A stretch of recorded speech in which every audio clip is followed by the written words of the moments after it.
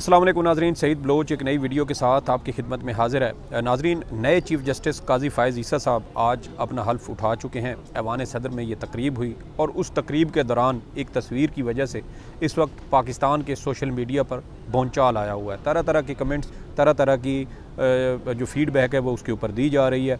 लेकिन हमारा मौजू ये तस्वीर नहीं बल्कि कुछ और उससे भी अहम जो है वो नुकात हैं। चीफ़ जस्टिस काजी फ़ायज़ ईसा साहब तकरीबन 7 घंटे उनको, इस वक्त जब वीडियो रिकॉर्ड कर रहे हैं तो 7 घंटे उनको हो चुके हैं चीफ़ जस्टिस पाकिस्तान तैनात हुए। और उनका जो मुद्दत है बतौर चीफ़ जस्टिस वो 1 साल 1 माह और 10 दिन बनते हैं, यानी 13 माह 10 दिन उनकी मुद्दत है। और इस अरसे के दौरान उन्हें बहुत सारे अहम मामलात देखने हैं। आज इस वीडियो के अंदर हम इसी चीज़ के ऊपर बात करेंगे कि बतौर चीफ़ जस्टिस पाकिस्तान जस्टिस काजी फ़ायज़ ईसा साहब को कौन से ऐसे अहम चैलेंजेस का सामना करना पड़ेगा। सबसे बड़ा चैलेंज जस्टिस काजी फ़ायज़ ईसा के लिए क्या होगा, ये भी आपके साथ शेयर करेंगे। लेकिन आगाज़ करते हैं पॉइंट नंबर 1 से, जो है अदलिया में इख्तलाफात ख़त्म करना। जब से साबिक़ चीफ़ जस्टिस उमर अता बंदयाल साहब ने ओहदा संभाला था, उसके बाद अदलिया के अंदर तकसीम बहुत वाज़ेह हो चुकी है। सुप्रीम कोर्ट ऑफ पाकिस्तान बाकायदा 2 धड़ों में तकसीम थी। एक धड़ा साबिक़ चीफ़ जस्टिस उमर अता बंदयाल साहब के साथ खड़ा था, जबकि दूसरा धड़ा नामज़द चीफ़ जस्टिस काजी फ़ायज़ ईसा साहब के साथ खड़ा था। और सुप्रीम कोर्ट की इसी तकसीम की वजह से सुप्रीम कोर्ट ने 14 मई को पंजाब में आम इंतखाबात करवाने का जो फ़ैसला दिया था, उस फ़ैसले के ऊपर अमल दरामद भी नहीं हो सका। साबिक़ चीफ़ जस्टिस उमर अता बंदयाल साहब को जो वटा मारा गया था, पंजाबी में कहते हैं ना वटा मारा गया था, वो वटा दरअसल अंदर से ही मारा गया था।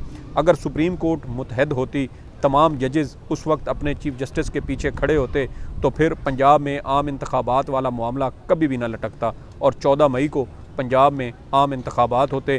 क्योंकि जब आमरीत भी रही है और उस आमरीत के दौरान भी सुप्रीम कोर्ट जब इस तरह का कोई फ़ैसला देती थी तो आमिर जो फ़ौजी आमिर होते थे वो भी उन फ़ैसलों की उसका तक़द्दुस का उसका एहतराम करते थे, उस पर अमल करते थे। लेकिन हमने पहली बार देखा कि साबिक़ चीफ़ जस्टिस उमर अता बंदयाल के दौर में अदालती फ़ैसले और अहकामात जारी किए गए और वफाकी हुकूमत ने बेबांग दहल उनको तस्लीम करने से इनकार कर दिया। और पंजाब के अंदर आम इंतखाबात का मामला अभी तक इसी वजह से लटका हुआ है क्योंकि वफाकी हुकूमत ने सुप्रीम कोर्ट के फ़ैसले पर अमल दरामद नहीं किया था। और इस अमल दरामद ना होने की वजह सुप्रीम कोर्ट में तकसीम थी। जजेस 2 धड़ों में तकसीम थे, जिसकी वजह से सुप्रीम कोर्ट कमज़ोर हुई और सुप्रीम कोर्ट की इस कमज़ोरी का फ़ायदा उठाया साबिक़ PDM हुकूमत ने। और इस तरह सुप्रीम कोर्ट की शायद पाकिस्तान की तारीख़ में पहली बार हुक्म अदूली की गई। अब ये इख्तलाफात जजेस के ख़त्म करना बहुत अहम एक नुक्ता है, एक बड़ा अहम चैलेंज है जो जस्टिस काजी फ़ायज़ ईसा को पूरा करना है। क्योंकि अगर वो इस तकसीम को ख़त्म नहीं करते या दरार को कम करने की कोशिश नहीं करते तो फिर बतौर चीफ़ जस्टिस पाकिस्तान उन्हें भी कांटों की सेज के ऊपर वो गुजारने के मुतरादिफ उनका ये दौर होगा। फिर उन्हें भी सुप्रीम कोर्ट से शायद वो ताकत ना मिल सके जो माजी में सुप्रीम कोर्ट अपने चीफ़ जस्टिस साहिबान को फ़राहम करती रही है। इसके अलावा जो दूसरा अहम चैलेंज चीफ़ जस्टिस काजी फ़ायज़ ईसा साहब को होगा वो आर्टिकल 184(3) के पैरामीटर्स तय करने से मुतल्लिक है। इस हवाले से 26 अगस्त 2021 को साबिक़ चीफ़ जस्टिस उमर अता बंदयाल की सरबराही में एक 5 रुकनी लार्जर बेंच ने आर्टिकल 184(3) और चीफ़ जस्टिस के अज़ खुद नोटिस लेने से मुतल्लिक कुछ पैरामीटर्स तय किए थे। वो पैरामीटर्स ये थे कि जब भी जो चीफ़ जस्टिस ऑफ पाकिस्तान होगा, अज़ खुद नोटिस लेने का इख्तियार सिर्फ़ चीफ़ जस्टिस ऑफ पाकिस्तान को हासिल है। अगर कोई जज किसी केस की समाअत के दौरान या किसी और ख़बर के ऊपर या किसी और ज़रिए से वो ये समझते हैं कि उस किसी मामले के ऊपर अज़ खुद नोटिस होना चाहिए, तो फिर वो मामला चीफ़ जस्टिस को नोट की सूरत में भेजेंगे। चीफ़ जस्टिस उसके ऊपर फ़ैसला करेंगे कि क्या उस मामले के ऊपर अज़ खुद नोटिस होना चाहिए या नहीं। ये कुछ पैरामीटर्स सुप्रीम कोर्ट के 5 रुकनी लार्जर बेंच ने तय किए थे, लेकिन उसकी वजह से अभी तक ये जो एक तनाज़ा है वो ख़त्म नहीं हो सका।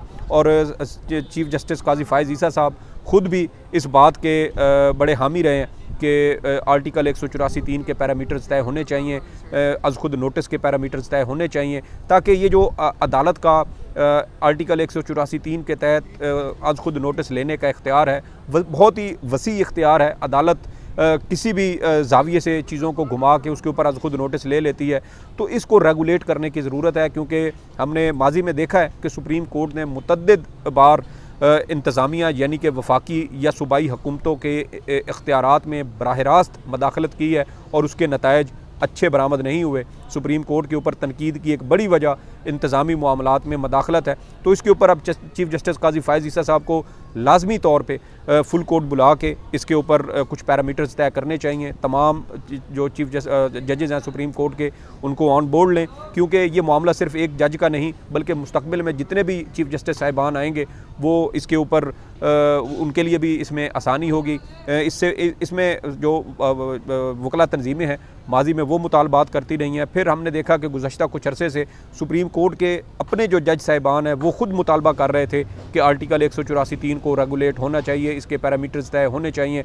इसी हवाले से प्रैक्टिस एंड प्रोसीजर कानून बनाया गया। अब उसके ऊपर कल फुल कोर्ट मीटिंग है, फुल कोर्ट इजलास है और मुमकिन तौर पे कल ही फुल प्रैक्टिस एंड प्रोसीजर कानून के ऊपर समाअत मुकम्मल होगी और उसका मुमकिन तौर पे कल ही फैसला आ जाएगा कि क्या वो कानून सुप्रीम कोर्ट के मामलात में मदाखलत है या नहीं। सुप्रीम कोर्ट उसको कलअदम करार देती है या उसको आइनी तौर पर दुरुस्त करार देते हुए उसको लागू करती है। ये एक बड़ी अहम डेवलपमेंट होगी। देखना है कि कल इसके ऊपर सुप्रीम कोर्ट क्या फ़ैसला करती है। वो भी इंशाल्लाह जो भी अपडेट्स होंगी वो भी आपके साथ शेयर करेंगे। फिर तीसरा नुक्ता इसमें यह बनता है कि चीफ जस्टिस काजी फ़ायज़ ईसा साहब को अदलिया में ख़ुद एहतसाबी का जो अमल है उसको तेज़ करने की ज़रूरत है और मेरे ख्याल में तमाम जजेज़ की ख़ुद एहतसाबी का एक तरीका ये भी है कि जो मुकदमात के फ़ैसले हैं वो बर वक्त जारी किए जाएँ। उसके हमने देखा है माजी में कि फ़ैसला हो जाता है लेकिन 6-6 माह तक उसका तहरीरी जो हुक्मनामा है वो जारी नहीं होता और ज़मानत के मुकदमात में भी बेचारे वो मुल्ज़मान जिनकी ज़मानत सुप्रीम कोर्ट से मंजूर हो जाती है वो जेलों में सड़ते रहते हैं।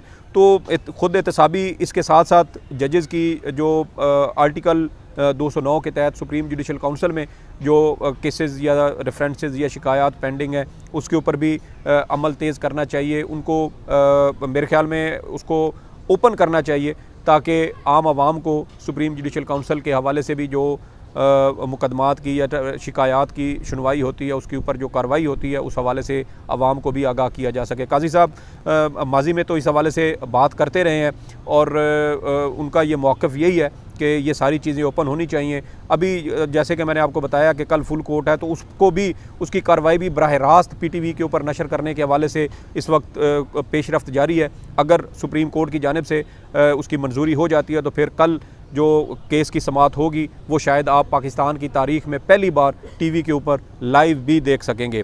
तीसरा एक जो चौथा बड़ा अहम नुक्ता है वो है जुडिशल कमीशन के रूल्स तय करना। जुडिशल कमीशन वो इदारा है जो सुप्रीम कोर्ट या हाई कोर्ट में जो जजेस तैनात होते हैं उनकी तैनाती करता है। इसमें चीफ जस्टिस जो हैं वो इसके चेयरमैन होते हैं। सुप्रीम कोर्ट के 4 सीनियर तरीन जजेस इसके मेंबर होते हैं। इसके अलावा अटार्नी जनरल इसके मेंबर हैं, वज़ीर कानून इसके मेंबर होते हैं, पाकिस्तान बार का एक नुमाइंदा इसका मेंबर होता है, इसके अलावा एक साबिक जज इसका मेंबर होता है। जब हम हाई कोर्ट्स की बात करते हैं तो फिर मुतलका हाई कोर्ट्स के जो वज़ीर कानून है वो इसके मेंबर होते हैं। मुतलका जो बार काउंसिल होती है सूबे की उसका नुमाइंदा होता है।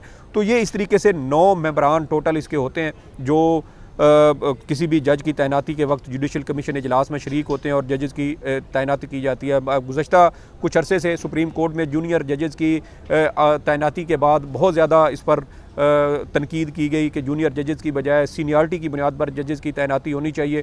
तो अब देखना यह है कि इसके क्या पैरामीटर्स तय किए जाते हैं। सिर्फ मेरे ख्याल में सीनियरिटी की बुनियाद पर नहीं बल्कि किसी जज की अहलियत, काबिलियत, उसके टेम्परामेंट, उसके जो उसका काम है, उसके जो फ़ैसले हैं उस समेत मुख्तलिफ अवामिल होने चाहिए और उसकी बुनियाद पर एक ऐसे कुछ जो है वो रूल्स तय किए जाएँ ताकि किसी भी जज की सुप्रीम कोर्ट में तैनाती के वक्त इस तरह की बहस ना हो, इस तरह के कोई मामलात गंभीर ना हो।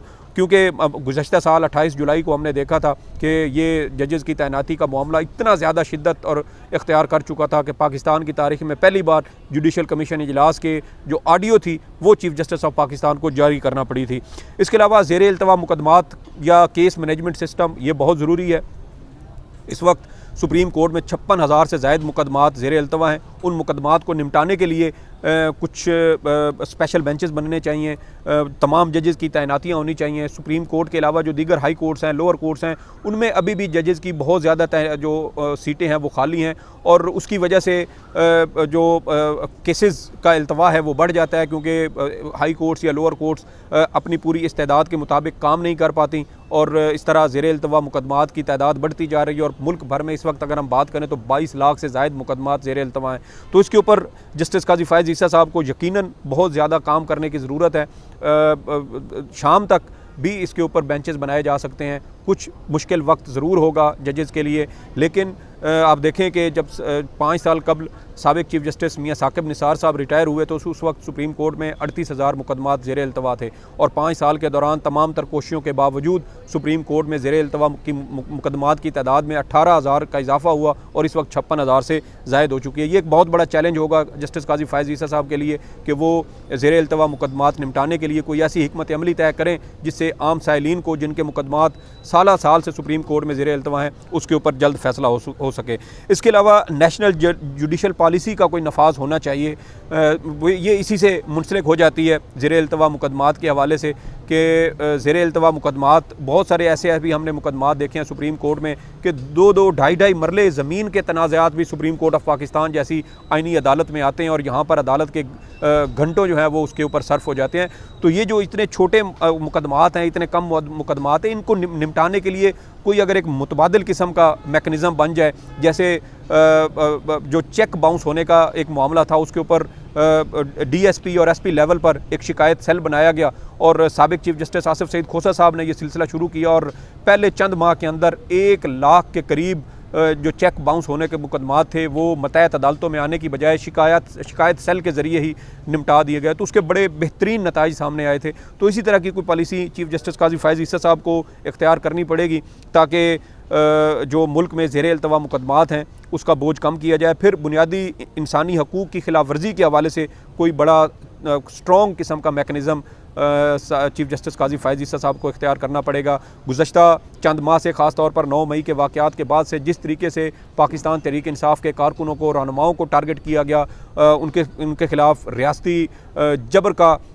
भरपूर इस्तेमाल किया गया, मेरे ख़्याल में ये पाकिस्तान की तारीख़ में एक स्याह धब्बे के तौर पर याद रखा जाएगा कि एक जमहूरी हुकूमत के होते हुए सियासी ख़वातीन वर्कर्स ख़ास तौर पे, जिनके ऊपर ना कोई इल्ज़ाम है ना कोई मुकदमा है, लेकिन वो 5 माह होने को हैं और वो जेलों के अंदर कैद हैं। मुकदमात समात के लिए अगर ज़मानत के लिए दरख्वास्त फ़िक्स होती है तो वो समात से कुछ टाइम कबल जो है वो उसको डीलिस्ट हो जाती है और मुकदमात की समात नहीं हो पाती। तो मेरे ख्याल में चीफ जस्टिस काजी फ़ायज़ ईसा साहब को इसके ऊपर अज़ खुद नोटिस लेना चाहिए और इसके ऊपर बाकायदा जो है वो समात करके इन तमाम सियासी वर्कर्स जो 9 मई के वाक़यात में उनको मुलव्वस करार दिया गया, उनकी रिहाई का हुक्म जारी करना चाहिए। ये एक उनका एक बहुत बड़ा एक इस कौम के ऊपर एक समझे कि एहसान होगा कि वो ख़वातीन, वो मर्द व ख़वातीन हज़रात जो इस वक्त जेलों में बग़ैर किसी जुर्म के कैद है उनको रिहाई मिल सके।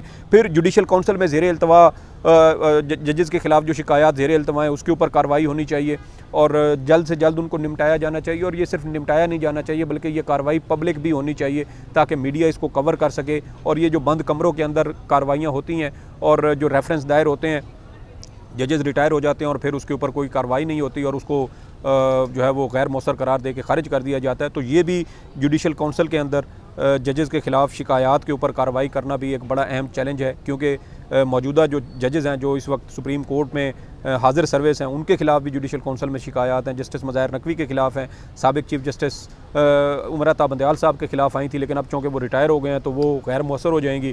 इसके अलावा जो जस्टिस सरदार तारिक मसूद हैं उनके ख़िलाफ़ शिकायत आई हुई हैं और भी जजेस के ख़िलाफ़ यकीनन शिकायत होंगी जो सुप्रीम कोर्ट में दायर की गई और उनके ऊपर अभी तक फ़ैसला नहीं हो सका।